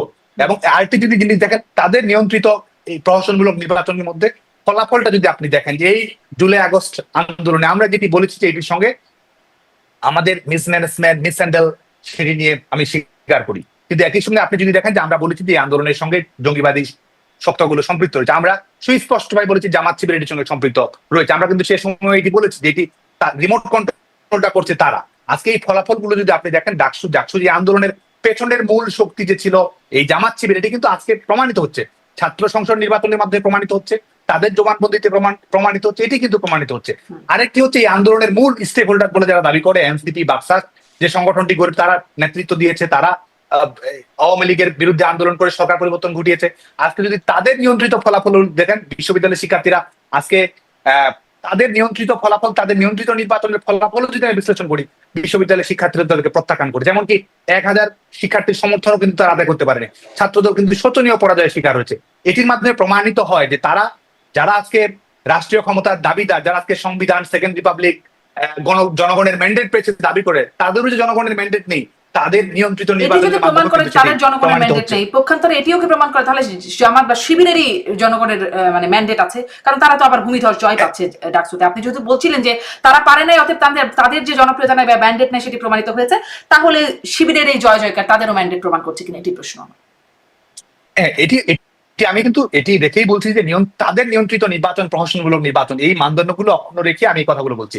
এখন দ্বিতীয় যে বিষয়টি হচ্ছে ছাত্র শিবিরের এই নির্বাচনী বিজয়, তারা যেটি বলছে ল্যান্ডস্লাইড বলার চেষ্টা করছে, এটির পেছনে অনেকগুলো প্রেক্ষাপট রয়েছে। এটি আমি সরলীকরণ করে কোন উত্তর দিব সেটাই মনে করি না। এক হচ্ছে যে আপনি যদি রাজনীতিটা দেখেন, ছাত্র শিবিরের রাজনৈতিক স্টাইলটা যদি দেখেন, এক হচ্ছে অনুপ্রবেশের রাজনীতি, আপনি যেটি বলেছেন আমিও সেটি স্বীকার করেছি। আরেকটি হচ্ছে যে এই ওয়েলফেয়ার পলিটিক্স এর নাম করে শিক্ষার্থীদেরকে বিভ্রান্ত করা, প্রতারণার আশ্রয় গ্রহণ করা, এবং এই বিষয়গুলো রয়েছে। আরেকটি হচ্ছে যে আপনি এই নির্বাচনে মূলধারা ছাত্র সংগঠনগুলো তাদের যে বাংলাদেশ ছাত্রলীগ যেখানে নির্বাচনের বাইরে রয়েছে, এর বাইরে মূলধারার ছাত্র সংগঠনগুলো হিসেবে যারা এসেছে, তারা যে শিক্ষার্থীদের কাছে বিকল্প হিসেবে আসতে পারেনি, স্বতন্ত্র ধরে রাখতে পারেনি, শিক্ষার্থীদের আস্থা ধরে রাখতে পারেনি, এটি একটি বিষয় রয়েছে। আরেকটি হচ্ছে বাংলাদেশ ছাত্রলীগ, আপনি সর্বশেষ নির্বাচনে 25টি পদের মধ্যে 23টি পদে বাংলাদেশ ছাত্রলীগের কর্মীরা বিজয়ী হয়েছে। বাংলাদেশ ছাত্রলীগের কর্মীরা না থাকার কারণে যে ধরনের সাংগঠনিক শূন্যতা তৈরি হয়েছে, যে ধরনের শিক্ষার্থীদের মধ্যে বিকল্পহীনতা তৈরি হয়েছে, যেটির একটি প্রতিফলন আপনি দেখতে পাবেন যে স্বতন্ত্র প্রার্থীর জয় জয়কার এবারের নির্বাচনে। আপনি যদি দেখেন যে নির্বাচনে স্বতন্ত্র প্রার্থীরা কিন্তু নির্বাচনে এমনকি মূলধারা ছাত্র সংগঠনগুলোর তুলনায় তারা ভালো ফলাফল করেছে। আপনি যদি দেখেন যে তারা 4000, 5000, 6000 ভোট পেয়েছে, জাহাঙ্গীরনগর বিশ্ববিদ্যালয়ে ভিপি পদে নির্বাচিত হয়েছে। আপনি দেখেন যে এই রাজনীতির প্রতিও কিন্তু তারা এক ধরনের প্রত্যাখ্যান তারা দেখিয়েছে, এবং ছাত্র শিবির তাদের যে অভ্যন্তরীণ নেটওয়ার্ক, তাদের যে সাংগঠনিক কৌশল রয়েছে, এবং সেটির মাধ্যমে শিক্ষার্থীদের কাছে পৌঁছা এবং বিশ্ববিদ্যালয়ের প্রশাসনকে ব্যবহার করা, এটির যোগফল হচ্ছে ছাত্র শিবিরের এই নির্বাচনগুলোর ফলাফল নিজের মতো করে বের করে নিয়ে আসা। আমি এভাবেই বলবো যে বের করে নিয়ে আসা অনেকগুলো ফলাফলের, অনেকগুলো কৌশলের, এবং তাদের কৌশলটা কাজে দিয়েছে। 12 মাসের রাজনীতি তো কৌশলই থাকে, তাদের কৌশলটা কাজে দিয়েছে, তাই নয় কি সাদ্দাম? আমি সবগুলো ফ্যাক্টরকে একসঙ্গেই বলবো। এক হচ্ছে যে বিশ্ববিদ্যালয় প্রশাসনের প্রত্যক্ষ সহযোগিতা, বাংলাদেশ ছাত্রলীগের নির্বাচনে অংশগ্রহণ না করার কারণে সাংগঠনিক শূন্যতা, মূলধারার ছাত্র সংগঠনগুলো শিক্ষার্থীদের আস্থা হিসেবে, প্রতিফলিত হিসেবে নিজেকে প্রমাণিত করতে না পারা, তাদের দীর্ঘদিনের প্রস্তুতি, তাদের অর্থায়নের রাজনীতি, এবং এই ছাত্র রাজনীতি এবং বিশ্ববিদ্যালয়কে ক্যাম্পাস কেন্দ্র করে তাদের যে ইকোসিস্টেম, তাদের কোচিং নির্ভর ছাত্র রাজনীতি, তাদের আর্থিক সহযোগিতা রাজনীতি, এটির মাধ্যমে শিক্ষার্থীদের সামাজিক ভাবে প্রভাবিত করার চেষ্টা করা, জামায়াতের পুরো নেটওয়ার্ক ব্যবহার করা, এবং এটির মাধ্যমে ওয়েলফেয়ার পলিটিক্স এর মাধ্যমে শিক্ষার্থীদের কাছে যাওয়ার চেষ্টা করা, এবং ভনিতার আশ্রয় গ্রহণ করা, প্রতারণার আশ্রয় গ্রহণ করা। আপনি বিশ্বাস করেন এক ধরনের উগ্রবাদী রাজনীতিতে, বিশ্বাস করেন ধর্মীয় রাজনীতিতে, অথচ আপনি শিক্ষার্থীদের কাছে যাচ্ছেন, আপনি এক ধরনের লিবারেলিজমের তকমা, উদার রাজনীতির তকমা নিয়ে আপনি যাচ্ছেন। আপনি বিশ্বাস করেন নারীদেরকে গৃহবন্দী করার ক্ষেত্রে, নারীর পোশাকের স্বাধীনতা আপনি বিশ্বাস করেন না, অথচ আপনি যখন যাচ্ছেন তখন আপনি নারীর স্বাধীনতার কথা বলছেন। তো একটি নির্বাচনে বিভ্রান্ত করা সম্ভব, কিন্তু আমি মনে করি যে এটি আসলে আলটিমেটলি এটি ফলাফল দেবে না। শিক্ষার্থীরা এটির বিরুদ্ধে সচেতন হবে, রাজনৈতিক ভাবে জবাব দেবে, নারীরা আমাদের রুখে দাঁড়াবে, কারণ এই ছাত্র শিবির নির্বাচনে বিজয়ী হয়েছে। মোরাল পুলিশিং তারা ক্যাম্পাসে বাড়ানোর চেষ্টা করবে, শিক্ষার্থীদেরকে ধর্মীয় ভাবে ব্যবহার করার চেষ্টা করবে, এবং সেটির মাধ্যমে আমাদের সমাজের গতিটাকে পশ্চাৎবর্তী করার চেষ্টা তারা করবে, এবং এটির মাধ্যমে আলটিমেটলি শিক্ষার্থীরা রুখে দাঁড়াবে, জবাব দেবে, এবং সাধারণ শিক্ষার্থীরা নিজের মতো করে ফয়সালা করবে। এটি আমি বিশ্বাস করি। শিক্ষার্থীরা রুখে দাঁড়াবে, জবাব দিয়ে ভবিষ্যৎ মানে ফিউচার টেন্সে বলছেন। যা দেখলাম এখন তাতে দেখা যাচ্ছে ভোটার 39,874, তার মধ্যে 29,821 জন ভোট দিয়েছেন, মানে বেশ ভালো সংখ্যক ভোট স্মরণকালের মধ্যে, এটা আমি বলছিলাম যে ভালো ভোট পড়েছে। একটু আসি যে জাকসু নির্বাচনে যিনি নির্বাচিত হলেন ভিপি, তাছাড়া আবার ওই বাকি সব প্যানেলে শিবিরের জয় জয়কার, হয়তো কিছু দু একটা স্বতন্ত্র, আর বাকি সবে শিবিরের জয় জয়কার। জিতু হলেন ভিপি, তিনি সাবেক ছাত্রলীগার, এবং তিনি গণ অভ্যুত্থানের সময় ছাত্রলীগ ছেড়ে এসেছেন, ছাত্রলীগের মারও খেয়েছেন তিনি। তার সাথে কি এখন আপনাদের যোগাযোগ আছে ছাত্রলীগ হিসেবে? দেখুন, একটি মজার কথা হচ্ছে যে সে হয়তো ঢাকা বিশ্ববিদ্যালয়ের প্রশাসন যদি এই নির্বাচনে তদারকি দায়িত্ব থাকতো, তার হয়তো প্রার্থিতা থাকতো না ঢাকা বিশ্ববিদ্যালয়ের যে মানদণ্ড অনুসরণ করেছে, কারণ ছাত্রলীগের কর্মী হওয়ার কারণে তারও প্রার্থিতা বাতিল হয়ে যাওয়ার কথা। আর আমরা এখন যেটি না, তিনি করছি, তো গণ আমরা অভ্যুত্থানে ছাত্র সক্রিয়ভাবে সংগঠন, অংশগ্রহণ করেছেন। না ছাত্রলীগের পত্রিত তার রয়েছিল, ছাত্রলীগের সবাই পত্রিত তো রয়েছে ছাত্রলীগে ছিল, সাংগঠনিকভাবে এখন বাংলাদেশ ছাত্রলীগে তো ছাত্রলীগের। সবাই গুপ্ত হিসেবে সবাই দেখলাম, শিবিরের সবাই, এনসিপির অনেকেই ছাত্রলীগে উল্লেখযোগ্য নেতারা। সে কারণেই তো বিশ্ববিদ্যালয় প্রশাসনকে একই মানদণ্ড তো সবার ক্ষেত্রে অনুসরণ করা যারা আসলে ওই হচ্ছে। তো আমরা গণ অভ্যুত্থানে প্রমাণ করে আসতে পেরেছে তারা ছাত্রলীগ থেকে বাদ হয়ে গেছে, আর যারা গণ অভ্যুত্থানে ঠিক প্রমাণ করতে পারেনি তারা মানে ছাত্রলীগ হিসেবেই ধরে নেওয়া হচ্ছে। এটাই মনে হয় মানদণ্ড, এই আপাতত সার্টিফিকেট তাই তারা মনে হয়। দিচ্ছে। জি। যখন যখন যখন আপনার সামাজিক বিশ্বাস, যখন আপনার রাজনৈতিক বিশ্বাস, আপনার তো আন্দোলন করার অধিকার আছে, আন্দোলনের বিপক্ষে যাওয়ার অধিকার আছে, এটা তো আপনার নাগরিক স্বাধীনতা। আপনি যখন সার্টিফিকেট দিচ্ছেন, তার মানে সমাজটাতে মোটামুটি একটা ধরনের ফ্যাসিস্ট বন্দোবস্ত প্রতিষ্ঠিত হয়ে গেছে, সেটিতে কিন্তু একটি প্রমাণ যে আপনি সেই সার্টিফিকেটটা তারা দিবে, সেই সার্টিফিকেটটা দেওয়ার পরে আপনার রাজনৈতিক অধিকার আছে, সেই সার্টিফিকেটটা দেওয়ার পর আপনি বিরোধিতা করতে পারবেন, সেই সার্টিফিকেটটা পাওয়ার পরে আপনি প্রার্থীতে অংশগ্রহণ করতে পারবেন। তো আপনি যেটি বলছিলেন সেটি হচ্ছে যে আমরা বাংলাদেশের শিক্ষার্থীদের সঙ্গে আমাদের সম্পৃক্ততা রয়েছে। আমরা সাধারণ শিক্ষার্থীদের সঙ্গে এখন আমরা যোগাযোগ রক্ষা করি, এবং শিক্ষার্থীদের পাশে থাকা, তাদের ঐক্যবদ্ধ করা, এমনকি প্রগতিশীল ছাত্র সংগঠনগুলোর সঙ্গে আমাদের যোগাযোগ রয়েছে। আমরা অবশ্যই একটা বৃহত্তর গণতান্ত্রিক ঐক্য গড়ে তোলার জন্য আমরা কাজ করছি, যেন গণতান্ত্রিক বাংলাদেশ এবং মুক্তিযুদ্ধের অঙ্গীকারের বাংলাদেশ, এই ব্যাপারে মোটা দাগে যেন ছাত্র সংগঠনগুলো একমত হয়, সেই লক্ষ্যে আমরা কাজ করার চেষ্টা করছি। কারণ আমরা মনে করি যে মৌলবাদ প্রতিবাদ করা, মৌলবাদ প্রতিরোধ করা, সেটির জন্য আমাদের একটি দায়বদ্ধতা রয়েছে। এবং বাংলাদেশে যে অস্থিতিশীলতা তৈরি হয়েছে, যে নিরাপত্তাহীনতা তৈরি হয়েছে, এবং বিশ্ববিদ্যালয়ে যে ধরনের আমরা দেখতে পাচ্ছি যে বিশ্ববিদ্যালয়ে যতটা না শিক্ষা প্রতিষ্ঠান, বিশ্ববিদ্যালয়গুলো কিন্তু পার্টি অফিসে পরিণত হয়েছে, বিশ্ববিদ্যালয়গুলো কিন্তু রাজনৈতিক প্রতিষ্ঠানে পরিণত হয়েছে অনেকটা, যেখানে শিক্ষার্থীদেরকে রাজনৈতিকভাবে ব্যবহার করার চেষ্টাটাই আমরা সবচেয়ে বেশি দেখতে পাচ্ছি। তো যে কারণে অবশ্যই, এবং আপনি যদি লেজুর ভিত্তিক ছাত্র রাজনীতি, যেটি নিয়ে সবাই কম বেশি সমালোচনা করে, সেটি নিয়ে অবশ্যই আমাদের জায়গা থেকে সমালোচনার জায়গা রয়েছে। সেটি নিয়েও যদি আমরা কথা বলি যে এই নির্বাচনকে কেন্দ্র করে লেজুর ভিত্তিক রাজনীতির যে প্রদর্শনী, যেটিকে বিশ্ববিদ্যালয়ের শিক্ষার্থীরা না বলেছে, রেড কার্ড দেখেছে, সেটির বিরুদ্ধে তারা কণ্ঠস্বর উপস্থাপন করছে। অথচ আপনি দেখবেন যে এই নির্বাচনকে কেন্দ্র করে জামায়াতের যে জেলা নেতৃবৃন্দ, বিএনপির যে জেলা নেতৃবৃন্দ, তারা কিন্তু শিক্ষার্থীদেরকে আতঙ্কিত করার চেষ্টা করছে, শিক্ষার্থীদের অভিভাবকের কাছে যাওয়ার চেষ্টা করছে। বিরুদ্ধে কথা হয়েছে, কিন্তু কখনো এটা প্রতিফলন হয় নাই। আগেও আমরা দেখতাম ছাত্রলীগের কমিটি করে দেন আওয়ামী লীগের সিনিয়র নেতারা, এই বিষয়গুলো আমরা দেখতাম। অতএব লেজুর ভিত্তিক এটি সমালোচনা হলেও এখান থেকে কখনোই বের হয়ে আসা হয় নাই। আপনি অনেক সমালোচনা, নিজেদের আত্মসমালোচনার জায়গাটা করছিলেন, সাধুবাদ আপনাদের। কিন্তু সেই প্রসঙ্গে আমি আরেকটু জিজ্ঞাসা করি, ভারতীয় এমপি, প্রভাবশালী রাজনীতিবিদ শশী থারুর, তিনি শিবিরের এই জয়ে তিনিও একরকম উদ্বেগ প্রকাশ করছেন, এবং তিনি বলছেন যে মূলধারার যে রাজনৈতিক দলগুলো, আপনিও এরকম একটা ইঙ্গিত দিচ্ছিলেন, আওয়ামী লীগ, বিএনপি, বা তাদের আসলে করাপশন, তাদের অনিয়ম, দুর্নীতি বা অপকর্মের কারণে এই এই শিবিরের এমন জয় জয়কার, মানুষ এভাবে তাদেরকে বেছে নিচ্ছে। এই প্রসঙ্গে আপনি কি বলবেন? মৌলবাদী শক্তির যদি উত্থান হয়, সেটি তো সার্বিকভাবে আমাদের আঞ্চলিক নিরাপত্তা বলি বা বৈশ্বিক নিরাপত্তা বলি, সেটির জন্য তো অবশ্যই একটি সংশয়ের জায়গা রয়েছে, সংকটের জায়গা রয়েছে, এবং যে কোনো আন্তর্জাতিক নাগরিক কিন্তু এটি নিয়ে উদ্বেগ প্রকাশ করবে। শুধুমাত্র সেটি কেন, বাংলাদেশে যারা সিভিল সোসাইটির প্রতিনিধি রয়েছেন, তারাও কিন্তু হয় বিস্মিত হয়েছেন, না হলে চিন্তিত হয়েছেন, না হলে উদ্বিগ্ন হয়েছেন ফলাফলটি নিয়ে। এবং আপনি যখন মূলধারা রাজনীতির যে দুয়ারটি রয়েছে, সেটি যখন আপনি বন্ধ করে দিবেন, আপনি যখন রাজনীতির পজিটিভ কম্পিটিশনটি আপনি যখন বন্ধ করে দিবেন, আপনি যখন গণতান্ত্রিক প্রতিযোগিতাকে আপনি যখন বন্ধ করে দিবেন, তখন কিন্তু রাজনীতিতে স্বাভাবিকভাবে ডানপন্থী শক্তির উত্থানের একটি সুযোগ তৈরি হবে। তো সেটি নিয়ে তো সংশয়ের জায়গা অবশ্যই রয়েছে।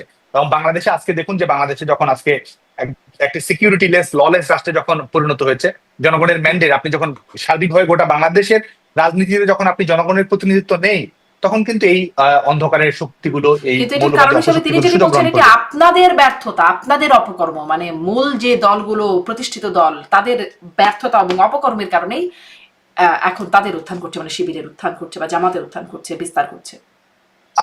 আমি সেটি মনে করি না। আমি প্রথমত যদি মনে করি, আপনি যদি বাংলাদেশে কম্পিটিটিভ ডেমোক্রেসি চালু করেন, আপনি যদি বাংলাদেশে পজিটিভ ডেমোক্রেসি চালু করেন, এবং বাংলাদেশের মানুষকে যদি আপনি বাছাই করে নেওয়ার স্বাধীনতা দেন, বাছাই করে নেওয়ার স্বাধীনতার অর্থ এটি নয় যে আপনাকে আমি 5 জন ঠিক করে দিলাম, এই বৈধ 5 জনের মধ্য দিয়ে আপনাকে নির্বাচিত করে নিতে। আপনি যদি উন্মুক্ত করে দিয়ে, এটা তো আপনারাই শিখালেন, যদি এটা হয়ে থাকে, এটা শিখালেন তো আপনারাই, তাই না? 24-এ কি করলেন নির্বাচনে, জাতীয় নির্বাচনের কথা যদি বলি, আওয়ামী লীগ আপনার মূল দল না। 24-এর নির্বাচন, দেখুন 24-এর নির্বাচন তো উন্মুক্ত ছিল। 24-এর নির্বাচন কি বিএনপির নির্বাচনে অংশগ্রহণ করতে আইনগত কোনো বাধা ছিল, রাজনৈতিক কোনো বাধা ছিল, সাংগঠনিক কোনো বাধা ছিল? কোনো বাধা তো ছিল না। অথচ এবার 25-এ সেটি বাধা রয়েছে। অর্থাৎ বিষয়টি কিন্তু এক না। আপনি কি আওয়ামী লীগকে উন্মুক্ত রেখেছেন? আপনি কি আওয়ামী লীগকে রাজনীতি করার সুযোগটি করে দিচ্ছেন? আপনি তো দিচ্ছেন না। আপনি নিবন্ধন বাতিল করেছেন, বিএনপির নিবন্ধন কি বাতিল হয়েছে? বিএনপি তো মানে এখন আওয়ামী লীগকে আইনগতভাবে বাধা দেওয়া হচ্ছে, আর তখন আসলে 18তে নির্বাচন করে তারা দেখেছে যে ভোট করে আসলে লাভ হয় না, আইনগত কোনো বাধা নেই, ভোটে আসো কিন্তু ভোটে আসলে জিততে পারবা না তোমরা, এরকম একটা বিষয় তো স্থাপিত হয়ে গিয়েছিল। 18 ভোটে তো তারা প্রমাণ পেয়েছে যে তাদের আসলে ভোট করে লাভ হবে না। দেখুন 2018 সালের নির্বাচনে আপনি দুপুরবেলা বিএনপির তৎকালীন মহাসচিবের স্টেটমেন্ট যদি দেখেন, তিনি সন্তোষ প্রকাশ করেছেন নির্বাচনের ফলাফল নিয়ে। অবশ্যই নির্বাচনী প্রক্রিয়া নিয়ে আমি মনে করি যে অবশ্যই একটা রিভিজিট রিচিং করার জায়গা রয়েছে, যাতে করে জনগণের রায়ের সত্যিকারের প্রতিনিধিত্ব হয়। কিন্তু আমরা মনে করি যে আজকে বাংলাদেশের সেই যে জায়গাটিতে আমাদের ত্রুটিপূর্ণ গণতন্ত্র যতটুকু এগিয়েছে, আজকে বাংলাদেশে কোল লঞ্চে বদলে দিয়ে আমাদের গণতান্ত্রিক পথটিকে সম্পূর্ণ রুদ্ধ করে দেওয়া হয়েছে। আপনাদের হাতে যখন দায়িত্ব থাকলো বা আপনাদের প্রভাবটা যখন ছিল, তখন খোল নলচে অন্যদিকে বদলাতে থাকলেন। এখন আপনারা প্রত্যাশা কিভাবে করছেন যে খোল নলচে বদলে যাবে এবং যথার্থ হবে? মানে এই প্রত্যাশাটা আপনারা ঠিক যথার্থ আপনাদের জায়গা থেকে কিভাবে করতে পারেন? হ্যাঁ, অবশ্যই আমরা করি, কারণ আমরা বিশ্বাস করি সেটা হচ্ছে যে গণতন্ত্রের প্রতি দায়বদ্ধতা সবারই রয়েছে। এটা রাজনৈতিক সংগঠন হিসেবে আমাদের রয়েছে, সামাজিক সংগঠন, নাগরিক হিসেবে আমাদের রয়েছে। বাংলাদেশে রাজনীতি করি আমরা, আমাদের দায়িত্ব, আমরা আমাদের দল সরকারে ছিল, এই কারণে আমাদের দায়িত্ব এটাই তো নয়, বরং সরকারি দল বা রাষ্ট্র ক্ষমতায় যে কেউ থাকতে পারে, জনগণ যাকে নির্বাচিত করবে সেই রাষ্ট্র ক্ষমতায় থাকবে, এটি স্বাভাবিক প্রক্রিয়া এবং এটি প্রতিষ্ঠিত করতে হবে। তো আজকে যারা ক্ষমতায় আছে তারাও জনগণের প্রতিনিধিত্ব করে না, এবং ভবিষ্যতে আপনি আপনার পরিকল্পিত নিয়ন্ত্রিত যে নির্বাচন করার চেষ্টা করছেন, সেখানে জনগণকে আপনি কাটিয়ে দেওয়ার চেষ্টা করছেন। অতএব বাংলাদেশের সমস্যা যদি থেকে থাকে এবং সেই সমস্যার সমাধান যদি আপনি করতে চান, অবশ্যই আপনাকে অন্তর্ভুক্তিমূলক এবং নিরপেক্ষ সরকারের অধীনে সবার জন্য সমান সুযোগের জায়গা রেখে আপনার নির্বাচনের পরিবেশটি উন্মুক্ত করে দিতে হবে। আর আজকে গোটা বাংলাদেশে আপনি একটা দম বন্ধ করা পরিবেশ, এবং আপনি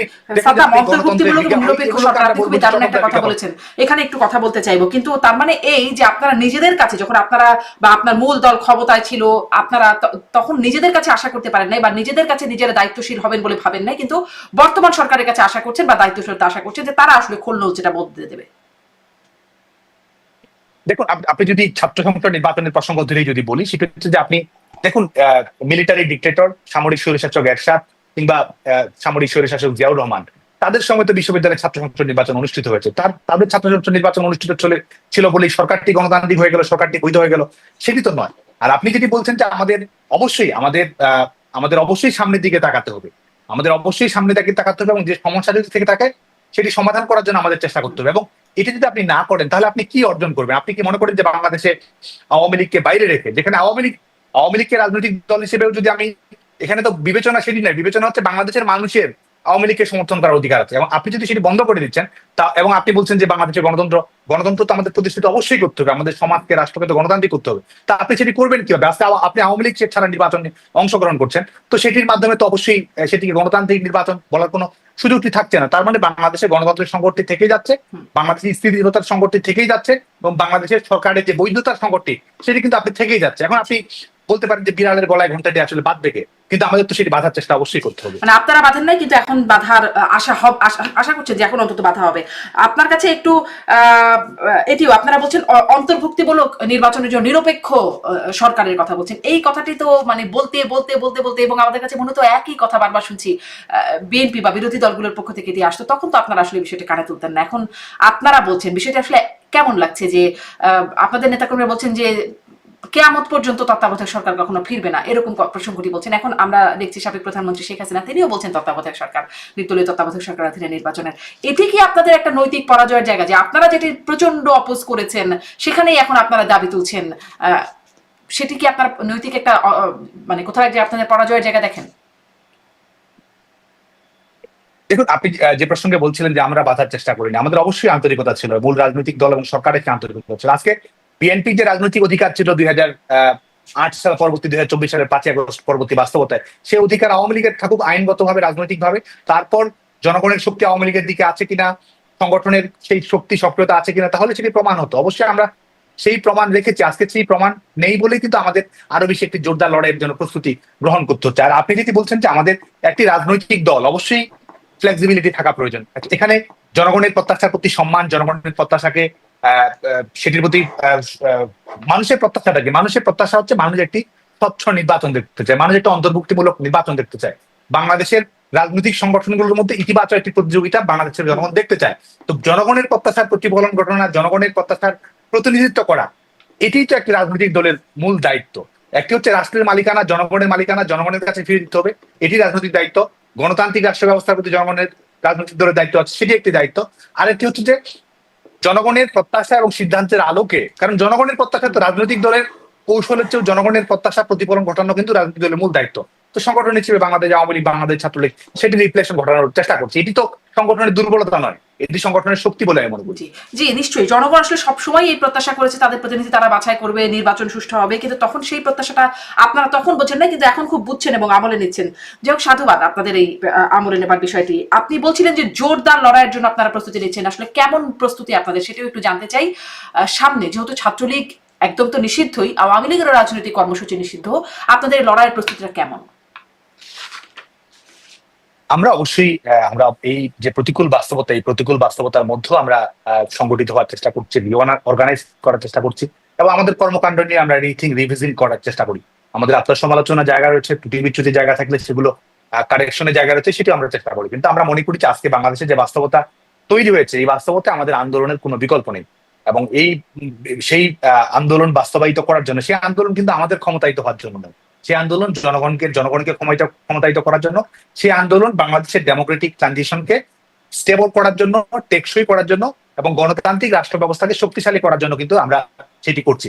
কারণ আপনি দেখুন, আপনি নিজে আত্মতৃপ্ত থাকলেন, আত্মতৃপ্ত থেকে আপনি একটা নির্বাচন, আমি তুমি এবং দামির একটা নির্বাচন করে কাউকে ক্ষমতায় দিয়ে দিলেন। এটি কি বাংলাদেশের যে গণতান্ত্রিক পথ চলা, সেই গণতান্ত্রিক পথ চলাকে এটি কি সমস্যা থেকে সমাধান করবে, নাকি সমস্যাটা আরো বিস্তৃত করবে, সমস্যার বিকেন্দ্রীকরণ ঘটাবে? তো সেটি তো ঘটার সম্ভাবনা রয়েছে। বাংলাদেশকে যদি আপনি স্থিতিশীল গণতান্ত্রিক প্রতিযোগিতাপূর্ণ, মানে আপনি কি এটা এখনকার কথা বলছেন নাকি 24 এর নির্বাচন? আপনি যদি আমি তুমি দামির কথা বলছেন? জি না, অবশ্যই বর্তমান সময় যেটি রয়েছে সেটিকে কেন্দ্র করে বলছি, যেটি হতে যাচ্ছে সেই নির্বাচনকে কেন্দ্র করে বলছি। কারণ এই যে নির্বাচনটি আপনি পরিকল্পনা করছে এই দখলদার সরকার, সেই দখলদার সরকার আপনি নির্বাচনের আগেই রাজনৈতিক দলকে কিন্তু শুধুমাত্র নিষিদ্ধ করে নেয়। আমি একজন সচেতন রাজনৈতিক কর্মী হিসেবে মনে করি বাংলাদেশের জনগণের অর্ধেক জনগোষ্ঠীর ভোটাধিকারই কেড়ে নেওয়া হয়েছে। অর্ধেক জনগোষ্ঠী, সংখ্যাগরিষ্ঠ জনগোষ্ঠী যাকে সমর্থন করার জন্য ভোট কেন্দ্রে যেত, আপনি তখন আপনি সেই সমর্থনটি করার সুযোগ বাতিল করে দিচ্ছেন, তার মানে আপনি জনগণের এজেন্সি আপনি কেড়ে নিচ্ছেন। তো সেই জায়গা থেকে তো আপনার সেই একটা জনগণের যে অধিকার আছে, সেই অধিকারটাকে আপনি কুক্ষিগত করছেন আগে থেকেই। তো সেই জায়গা থেকে, এবং আপনি ফলাফল আপনি দেখুন যে আপনি কি মনে করেন, আমি আজকে খোলামেলা যদি বলি, একেবারে বৈঠকি ঢঙ্গে যদি বলি, আওয়ামী লীগ ছাড়া বাংলাদেশে যদি কোনো নির্বাচন হয়, সেই নির্বাচনটি আপনি কেমন হবে, সেই নির্বাচনের ফলাফলটা কিন্তু আগে থেকে নির্ধারণ করে দিতে হবে। সেখানে আপনার সমঝোতার ফলাফল তৈরি করতে হবে। বিএনপি এতটি আসন পাবে, জামায়াতকে এতটি আসন দিতে হবে, এনসিপি কে এতটি আসন দিতে হবে। এবং আরো খোলামেলা করে যদি বলি, বিএনপি কে দায়িত্ব নিতে হবে যে এনসিপির এই প্রার্থীটা বিজয়ী হবে, বিএনপি কে দায়িত্ব নিতে হবে তার এই অন্যান্য রাজনৈতিক দলের প্রার্থীটাকে তারা বিজয়ী করতে হবে। পূর্ব নির্ধারিত ফলাফল যাবে, তার মানে আরো স্পষ্ট করে ফলাফলটা আসলে ইলেকশন কমিশন দিবে না, ফলাফলটা দিতে হবে নয়াপল্টন থেকে। তো যে নির্বাচন আপনি পরিকল্পনা করছেন, নয়াপল্টন দিতে পারলো না, মানে এরকম ধারণা একদম ছিল না। আপনি যা বলছেন সেই ধারণাটা যে একদম ছিল না তা না, এরকম একটা ধারণা প্রচলিত ছিল, কিন্তু ডাকসু নির্বাচন বা জাকসু নির্বাচন সেই ধারণাটাকে অনেকটাই কিন্তু বদলে দিয়েছে। মানুষের মানে এই ধারণা থেকে অন্যরকম ধারণা বা অন্যরকম ভাবে ভাবতে শেখাচ্ছে না সাদ্দাম। দেখুন, ছাত্র সংসদ নির্বাচন অবশ্যই গুরুত্বপূর্ণ, সেখানে ম্যান্ডেট রয়েছে, তরুণ প্রজন্মের প্রত্যাশা রয়েছে, কিন্তু সেটিকে যদি আপনি জাতীয় রাজনৈতিক প্যারামিটার ভাবেন, গণ অধিকার পরিষদের থেকে, ছাত্র অধিকার পরিষদ থেকে ডাকসুর ভিপি আমাদের সময় নির্বাচিত হয়েছে, আওয়ামী লীগ সরকার সেটি মেনে নিয়েছে, শিক্ষার্থীদের ন্যায্য রায়কে সমর্থন দিয়েছে, সরকারের পক্ষ থেকে সহযোগিতা করেছে। তো তার মানে কি গণ অধিকার পরিষদ বাংলাদেশের রাষ্ট্র ক্ষমতা আসেন না? আমি যে পয়েন্টটি বলছি সেটা হচ্ছে যে রাষ্ট্র ক্ষমতায়, তার মানে কি গণ অধিকার পরিষদ রাষ্ট্র ক্ষমতায় আসীন হওয়ার দল ছিল? ডাকসুর ভিপি বাসদ থেকে হয়েছে, জাসদ থেকে হয়েছে, তারা কি বাংলাদেশের রাষ্ট্রীয় রাজনৈতিক ক্ষমতার হিস্সাদার হয়ে গেছে, জিম্মাদার হয়ে গেছে? আসলে তো সেটি হয়নি।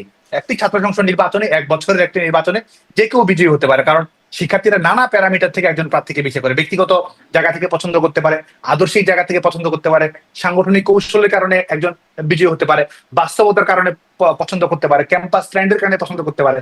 কিন্তু সেটার মাধ্যমে গোটা বাংলাদেশের জনমিতির আপনি একটি প্রতিফলন পাচ্ছেন, সেটি মনে করার কোনো কারণ নেই। আর আপনি যেটি বললেন যে অবশ্যই ছাত্র সংসদের ভিপি যিনি ছিলেন, আমাদের সঙ্গে নির্বাচিত হয়েছিলেন ডাকসুর ভিপি নুরুল হক নূর, তার সঙ্গে অনেক অনাকাঙ্ক্ষিত ঘটনা অবশ্যই ঘটেছে, এটি অবশ্যই আমাদেরকে স্বীকার করতে হবে, এবং সেই রাজনৈতিক সংস্কৃতি থেকে বের হওয়ার জায়গা থেকে অবশ্যই আমার চিন্তা ভাবনা, অবশ্যই আমাদের মূল্যায়ন রয়েছে। জি, আপনি সেটিকে অনাকাঙ্ক্ষিত ঘটনা বলছেন, তার জন্য আপনারা দুঃখ প্রকাশ করছেন।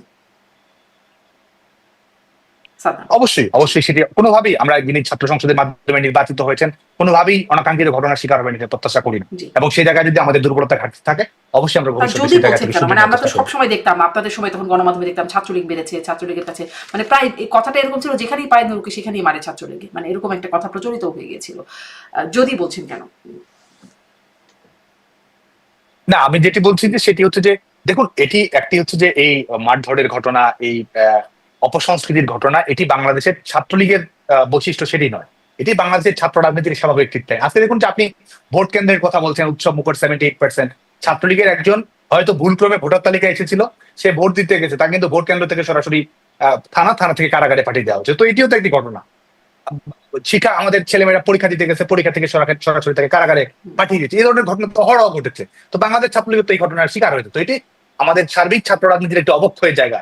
এটির জন্য কোন একটি সুনির্দিষ্ট ছাত্র সংগঠনকে দায়ী করা এটি সুচিন্তিত নয় বলে আমি মনে করি। বরং আমি মনে করি যে আমাদের যেটুকু দায় যদি থেকে থাকে সার্বিক ছাত্র রাজনীতির অবক্ষয়গত জায়গা থেকে, কিংবা আমাদের দৃষ্টিভঙ্গিগত জায়গা থেকে, কিংবা আমাদের অনুশীলনের জায়গা থেকে, সেটা অবশ্যই আমরা অবশ্যই তাহলে পরিবর্তনের জায়গা থাকবে, অবশ্যই আমরা ধরুন, মানে পরিবর্তন আপনি করব। যেহেতু বলছেন যে যদি ভুল, এই জায়গাটায় ভুল থাকলে বা এটা ঠিক হয় নাই, এই বিষয়টা যেহেতু আপনারা আত্মসমালোচনার জায়গায় করছেন, ধরুন আপনারা আবার ক্যাম্পাসে ফিরতে পারলেন বা কখনো দেশের সক্রিয় রাজনীতি করতে পারলেন, তখন কি আপনাদের এই বিষয়গুলো পরিবর্তন করবেন? ধরুন ছাত্র শিবির পেলেই পেটাতে হবে বা নুরুর মতো যারা থাকবে তাদেরকে পেটাতে হবে, এই বিষয়গুলো কি পরিবর্তন করবেন?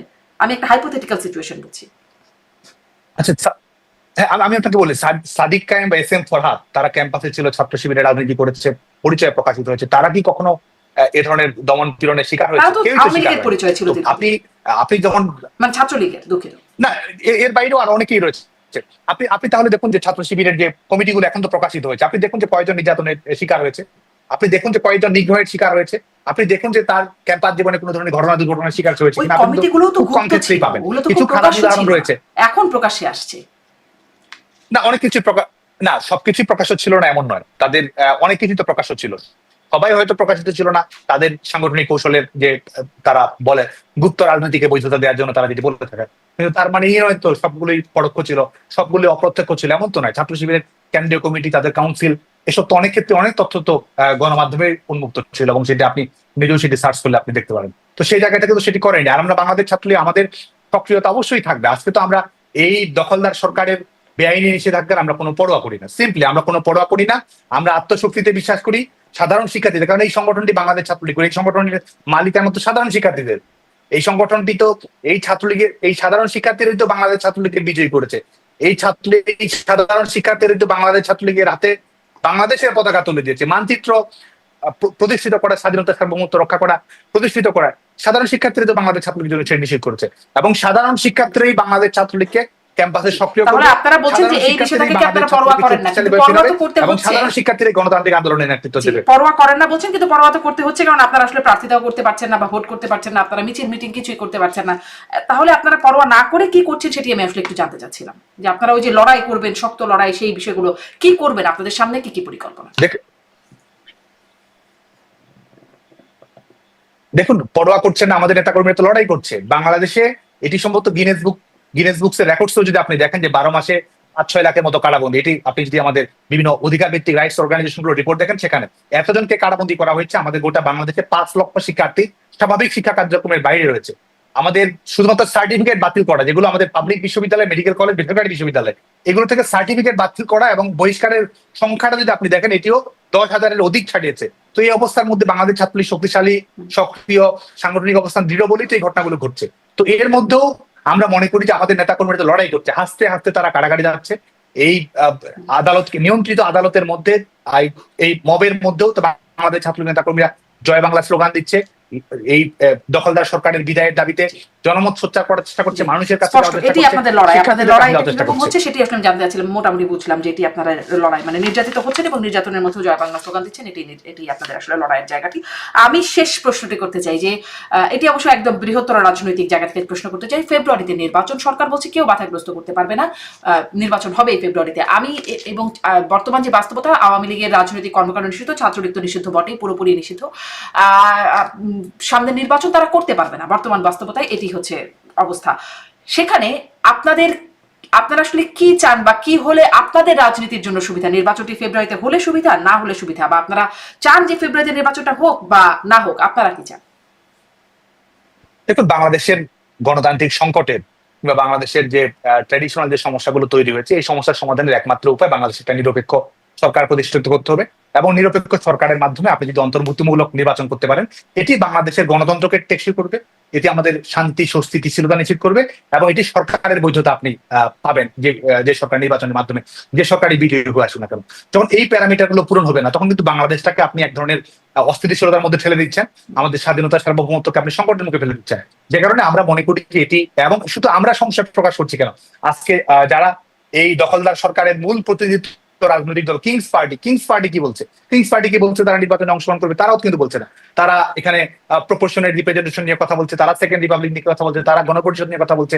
আওয়ামী লীগের বাইরেও অন্যান্য রাজনৈতিক দলগুলোর যদি অভ্যন্তরীণ দ্বন্দ্ব, বিবাদ, বিসংবাদের বিষয়গুলো আপনি দেখেন, নির্বাচন নিয়ে কিন্তু তারাই অনিশ্চিত রয়েছে।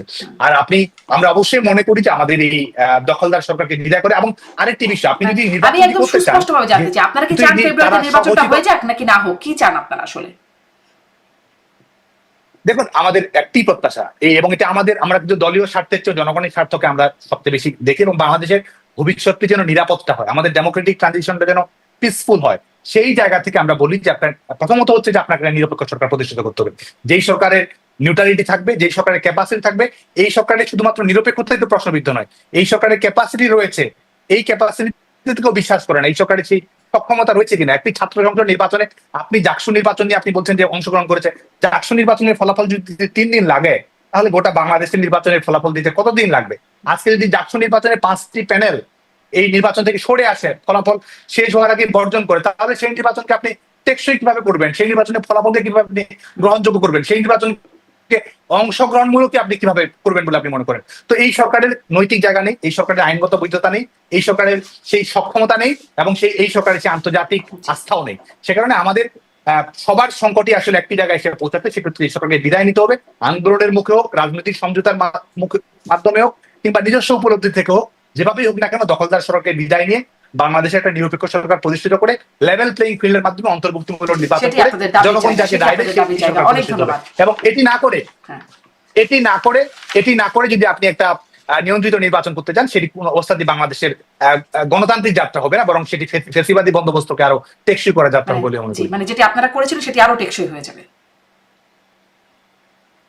দেখুন, আমি যেটি বলছি যে কোন অবস্থাতে আওয়ামী লীগের ছাড়া নির্বাচন জনগণকেই তার ভোটাধিকারের বাইরে রাখার একটা নির্বাচন। সে জায়গা থেকে আসলে আপনি অন্ধ হলে আপনার প্রলয় বন্ধ থাকবে না। আপনি যদি মনে করেন যে আপনি গণতন্ত্র প্রতিষ্ঠা করছেন, আসলে সেটি না, আপনি বরং আসলে আমরা বলবো যে আপনি এই ফ্যাসিবাদী বন্দোবস্তের লাল ফিতার মরহুন মতো